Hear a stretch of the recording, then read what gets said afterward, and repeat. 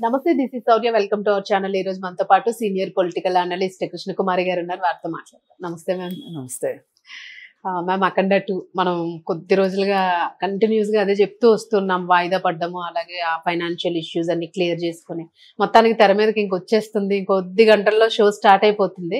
But ఇలాంటి టైంలోనే మళ్ళా బ్రేక్ వేయడానికి ట్రై చేస్తున్నారు అన్న వార్తలు మళ్ళా గుప్పమంటూ ఉన్నాయి.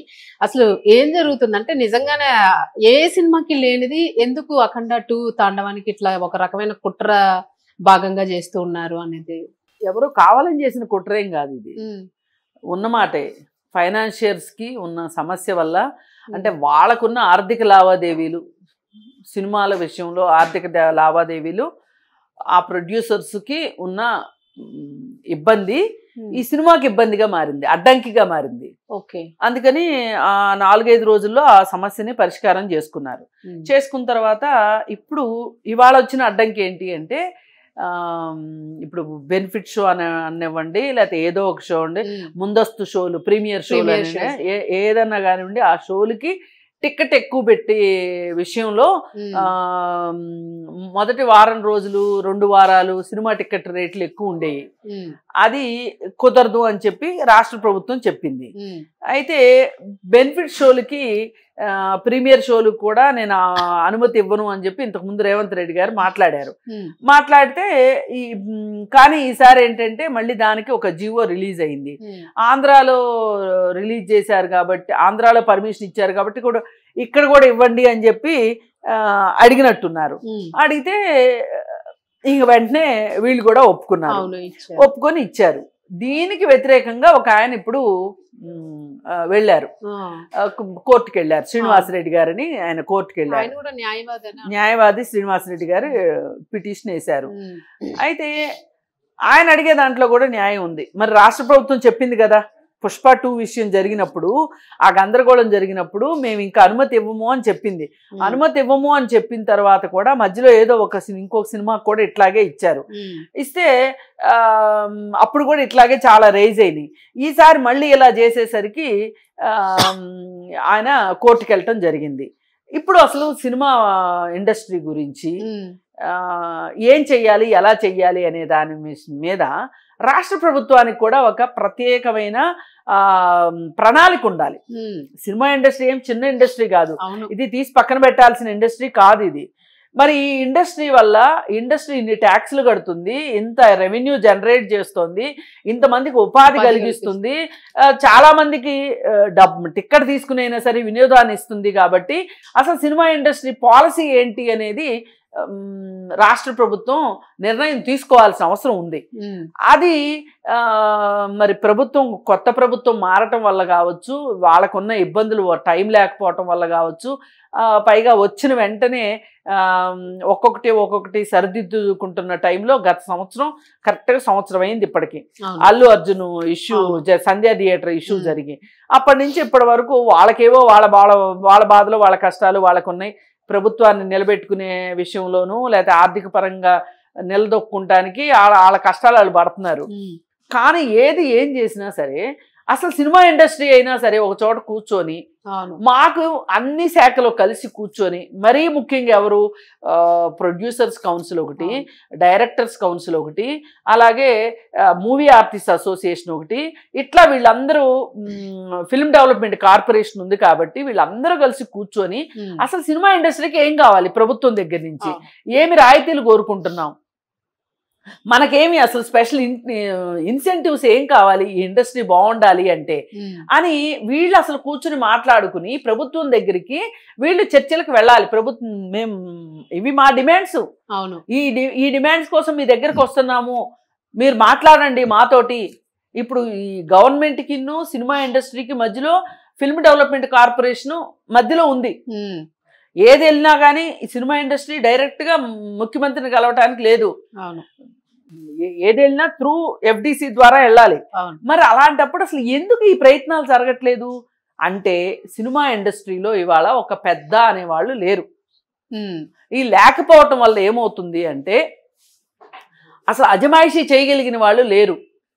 సో గతంతో పోల్చుకుంటే అసలు నిజంగా ఇవాళ ఏంటి నాదుడు లేని నెయ్యం లాగా ఉంది ఇది. నాదుడు లేడు ఈ ఇండస్ట్రీకి. అంటే దాసరి గారు ఉండేవాళ్ళు. అవును, ఇంతకుముందు దాసరి గారు వీళ్ళంతా ఉండేవాళ్ళు. ఇప్పుడు వాళ్ళందరూ మాకెందుకు, మేము ఇంత టైం ఎందుకు పెట్టాలి అని చెప్పి వాళ్ళు అనుకుంటున్నారో ఏమో. ఇప్పుడు చిరంజీవి గారు ఉన్నారు అనుకుంటే ఆ చిరంజీవి గారు ఎప్పుడేం మాట్లాడతారో తెలియదు. ఇప్పుడు నిన్న మొన్న మన సమ్మిట్ జరిగింది. ఆ సమ్మిట్ జరిగినప్పుడు ఆ సమ్మిట్ లో అసలు సినిమా ఇండస్ట్రీ గురించి ఆయన చాలా ఉద్వేగభరితంగా, ఉత్తేజపూరితంగా ఇండస్ట్రీకి ఏం కావాలి అని చెప్పి మాట్లాడాల్సింది. మంచి అవకాశం వచ్చింది. ఈయన పిలిచారు. ఈయన ఎంతసేపు ఈయన సోది ఎట్లా ఉంది అంటే ఒక ఐడెంటిటీ క్రైసిస్ లో పడిపోయాడు చిరంజీవి గారు. మరి ఆ ఐడెంటిటీ క్రైసిస్ ఉన్న వాళ్ళు వాళ్ళని ఎలివేట్ చేసుకుంటానికి ప్రయత్నం చేస్తారు తప్పితే ఇండస్ట్రీ కోసం నిస్వార్థంగా పనిచేయాలని అనుకోరు. చాలా నవ్వులు పాలయ్యాడు మన చిరంజీవి గారు. చాలా కామెంట్స్ వచ్చినాయి. ఏంటి నన్ను బట్టి విక్రమార్క గారు, శ్రీధర్ గారు ఇద్దరు ఇంటికి వచ్చి పిలిచారు. ఆయన పిలిచిన టైంలో నేను అమ్మాయిలతో డాన్స్ వేస్తున్నాను. ఏమండి ఏం మాట్లాడి? అదే కదా, ప్రభుత్వం చాలా బాధ్యతగా నన్ను పిలిచింది, నేను ఒక ఏజెంట్ గా వచ్చాను అని కూడా అన్నారు. అసలు ఆ మాటలేంటి, ఏం మాట్లాడాలో ప్రిపేర్ అయ్యి రావద్దండి. ఒక ఇండస్ట్రీ పెద్దగా నిన్ను పిలిస్తే నువ్వు వస్తే నువ్వు ఎట్లా, ఇండస్ట్రీకి ఏం కావాలి? ఇప్పుడు ఇది సమ్మిట్ అంటే దీంట్లో నీ ఇండస్ట్రీ తరఫు నుంచి నువ్వు ఒక పెద్దగా వచ్చావు.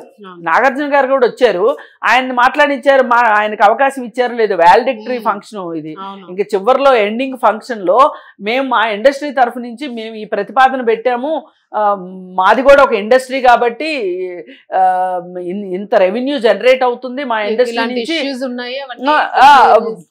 అని మాట్లాడాల్సింది పోయి నన్ను ఇద్దరు పెద్ద మనుషులు వచ్చారు పిలవటానికి. ఒక మంత్రి, ఒక డిప్యూటీ సీఎం వచ్చారు, నాకే గాంగా నన్ను పిలిచారు అని చెప్పి పిచ్చి మాటలు మాట్లాడటము, వెర్రి మాటలు అనమాట ఇవి. అదే టైంలో నేను ఒక అమ్మాయితో డాన్స్ చేస్తున్నాను. ఇవన్నీ అసలు ఎంత హాస్యాస్పదంగా ఉన్నాయంటే ఇవాళ సినిమా ఇండస్ట్రీ ఎంత దరిద్రంగా ఉందో ఈ సంఘటన చెప్తుంది. ఇది చిరంజీవి గారి వ్యక్తిగత విషయం అయినప్పటికీ కూడా ఆయన వ్యక్తిగతమైన ప్రతిష్టని ఎంత దిగజార్చిందో సినిమా ఇండస్ట్రీ ప్రతిష్టను కూడా అంతే దిగజార్చింది. అంటే సినిమా ఇండస్ట్రీ నుంచి ఇప్పుడు సినిమా యాక్టర్ కాబట్టే పిలిచారు, లేకపోతే చిరంజీవిని ఎందుకు పిలిచేవాళ్ళు? మరి పిలిచినప్పుడు నువ్వు ఇండస్ట్రీ మనిషిగా నువ్వు ఎలా మాట్లాడాలి? ఇంతకు ముందు కూడా మనవరాళ్ళ విషయం వచ్చేసరికి నేను హాస్టల్ వార్డెన్ లాగా ఉన్నాను, అమ్మాయిల హాస్టల్ వార్డెన్ లాగా ఉన్నాను, లెగసీ కంప్లీట్ చేయటానికి మగపిల్లోడు కావాలి, లెగసీకి ఒక మగపిల్లోడిని కనిమ్మని అడుగుతున్నాను రామ్ చరణ్ని. ఇప్పుడు నువ్వు మగోడివేగా, నువ్వేమి సాధించావు నన్ను అడిగితే చాలా సాధించావు కాదనేమి, నో డౌట్ అందులో. కానీ ఇప్పుడు ఈ మాటలు ఎట్లా ఉన్నాయి? ఇన్కంప్లీట్ మాటలు అవన్నీ, ఇన్సెన్సిటివ్ మాటలు. అసలు సెన్సిబుల్ గా ఉండాలి, సెన్సిటివ్ గా ఉండాలి, సెన్సిబుల్ గా ఉండాలి. ఒక మనిషి కామెంట్ చేశాడు అంటే తను ఒక ఇండస్ట్రీ తరఫు నుంచి వచ్చాడు కాబట్టి ఇండస్ట్రీకి ఉపయోగపడేటట్లుగా ఉండాలి. వాళ్ళ ఇండస్ట్రీ దరిద్రం ఇట్లా ఉంది.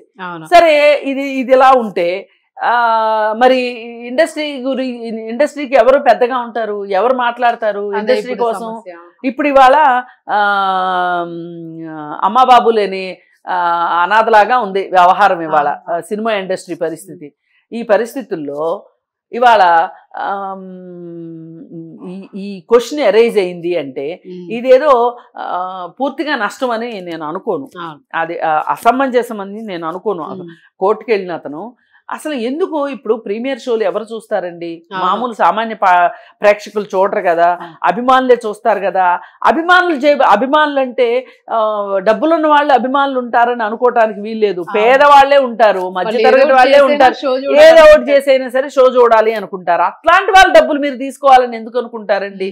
పోనీ మీరేమన్నా ఈ బెనిఫిట్ షో టికెట్ ఒక 10,000 15,000 పెట్టి బాగా డబ్బులు ఉన్నోళ్ళు వచ్చి చూస్తే ఆ డబ్బుల్ని తీసుకెళ్లి సినిమా ఫండ్ కోసం ఏమైనా పెట్టాలనుకుంటున్నారా? మీరు ఏ రోటరీ క్లబ్ లాంటి వాళ్ళకో మీరు ఈ డబ్బులన్నీ ఇచ్చేస్తాము అని టికెట్లు అమ్ముకునే హక్కు వాళ్ళకి ఇచ్చారనుకోండి, అవును. ఒక సామాజిక కార్యక్రమానికి ఉపయోగపడేలాగా ఉందనుకోండి, డబ్బులు ఎక్కువ, అది పేదోళ్ళు కొన్నారా డబ్బులు ఉన్నోళ్ళు కొన్నారా అనేది వేరే విషయం. నిర్మాతల ఫ్లోటింగ్ అవుతుందా లేదా అనేది అక్కడ నిర్మాతల జేబులు నింపటం కోసం మీరు ఈ బెనిఫిట్ షోలకి ఈ ప్రభుత్వాలు పర్మిషన్ ఇవ్వటం అనేది ఎట్టి పరిస్థితుల్లో ఒప్పుకునే విషయం కాదు. అది అక్కడ బాలకృష్ణ గారి హీరో అవనివ్వండి, చిరంజీవి గారి హీరో అవనివ్వండి, అల్లు అర్జున్ అవనివ్వండి, రామ్ చరణ్ ఎవరున్నారు అనేది అనవసరం. ఇక్కడ అసలు అవసరమే లేదు. ఇప్పుడు నిర్మాత అనేవాడు రిస్క్ చేసుకోవడానికే సిద్ధపడే సినిమా తీయడానికి వస్తాడు. ఇది వ్యాపారం అని మీరే చెప్తున్నారు కదా. వ్యాపారంలో డబ్బులు వచ్చినాయి అనుకోండి, మీరే తింటారు కానీ ఊరందరికీ ఏమైనా పంచి పెడతారా? మీరు పంచిపెట్టరు కదా. ఇప్పుడు మీకు లాభాలు వచ్చినాయి అనుకోండి, ఎవరైతే ప్రీమియర్ షో సినిమా చూసారో, ఆ టికెట్ ఎక్కువ పెట్టి కొన్నారో వాళ్ళకి లాభాలు పంచుతామని మీరు ఏమైనా చెప్తారా? లేదు కదా. మరి అలాంటప్పుడు అసలు మీరు ఎందుకు రేట్లు ఎట్లా పెంచుకుందాం అనుకుంటారు? ఇది మీది అత్యాశే. ఇక్కడ ప్రభుత్వం కూడా ఏంటంటే ఇండస్ట్రీకి ఏదో ఒకటి చెయ్యాలి అనే ఉద్దేశంతో ఏం చేయాలో అర్థం కాక ఏదో ఒకటి చేద్దాంలే అని చెప్పి ఆంధ్ర గవర్నమెంట్ ఇచ్చింది కాబట్టి ఇప్పుడు వాళ్ళు ఇచ్చినప్పుడు మనం ఇవ్వకపోతే వీళ్ళకి ఏమన్నా వ్యక్తిగతంగా కోపం ఉంటుందేమో అని ఈ బుజ్జగింపు ధోరణులు తప్పితే ఏమీ లేవు. ఇప్పుడు ఆంధ్రాలో ఇచ్చినా తప్పే, ఇక్కడ ఇచ్చినా తప్పే, ఎక్కడిచ్చినా తప్పే. మనం అది నిర్ద్వందంగా మాట్లాడుకోవాల్సిందే. సినిమా ఎంత గొప్పదన్నా కావచ్చు, సినిమా ఎంత అవసరమైందన్నా కావచ్చు సమాజానికి, కానీ అత్యాశ మటుకు పనికిరాదు. అందుకని ఈ విషయంలో మటుకు నేను ఖచ్చితంగా అఖండ సినిమా రిలీజ్ అవ్వాలని ఎంత కోరుకుంటామో. ఎందుకంటే ఒక సినిమా రిలీజ్ అయ్యి ఒక సినిమా ఆడి డబ్బులు వస్తే నిర్మాతలు కళకళలాడుతూ ఉంటేనే మళ్ళీ సినిమాలు తీస్తారు. తీస్తేనే 24 క్రాఫ్ట్స్ వాళ్ళు పనులు చేస్తారు. ఒక పూట తిని ఒక పూట తినక ఇప్పుడు కళాకారులు అందరూ కూడా వాళ్ళు నిజంగా కళామ తల్లిని నమ్ముకుని వచ్చిన వాళ్ళు, ఉపాధి కోసం కళామ తల్లిని నమ్ముకుని వచ్చిన వాళ్ళు ఎవరు అంటే గనక ఒక 4-5 పెద్ద యూనియన్లు వాళ్ళు కాదండి.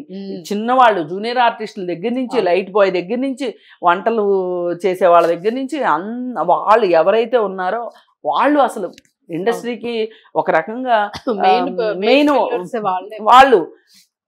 అయితే వాళ్ళ పైన ఇప్పుడు హీరోలు, ఇంకా పైకి ప్రొడ్యూసర్స్ కావచ్చు, డైరెక్టర్స్ కావచ్చు, వీళ్ళందరి మీద నుంచున్న వాళ్ళే. కానీ డబ్బులు ఎవరికి వెళ్తున్నాయి? ఒక సినిమా బాగా హిట్ అయితే డబ్బులు బాగా వస్తే డైరెక్టర్కి రెమ్యూనరేషన్ పెరుగుతుంది, హీరోకి రెమ్యూనరేషన్ పెరుగుతుంది, మళ్ళీ ఇంకొకరికి రెమ్యూనరేషన్లు పెరుగుతున్నాయి తప్పితే అసలు ఈ కింద వాళ్ళ సంగతి ఏంటి? అలాగే వినోదం చాలా అవసరం ప్రతి వ్యక్తికి. ఈ వినోదాన్ని మీరు అందించే విషయంలో సినిమా ఇండస్ట్రీ కావచ్చు, ప్రభుత్వం కావచ్చు, సామాన్య ప్రేక్షకుడికి వాడి జేబు ఖాళీ చేసేటట్లే ఉన్నారు తప్పితే మీరు వాళ్ళకి అనుకూలంగా లేరు. ఇలా అడ్రస్ కాబడని సమస్యలు చాలా ఉన్నాయి. ఇప్పుడు ఇవాళ మాట్లాడుకోవాల్సిన సమస్యలు చాలా ఉన్నాయి. అవి మాట్లాడుకోకుండా ఎవరికి వాళ్ళు ఫీల్ గుడ్ ఫ్యాక్టర్ తోటి అంతా బాగానే ఉంది,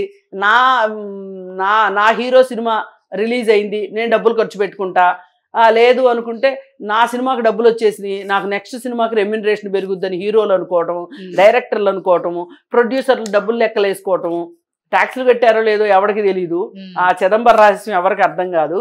కానీ వీళ్ళు మటుకు ఇలా.